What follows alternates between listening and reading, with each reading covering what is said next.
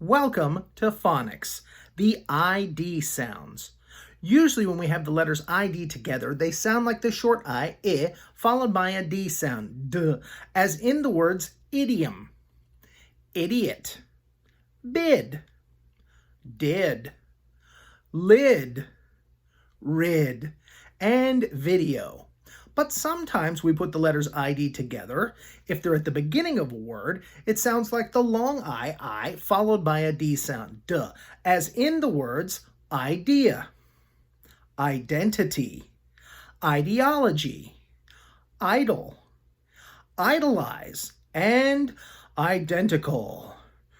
These two pens are identical.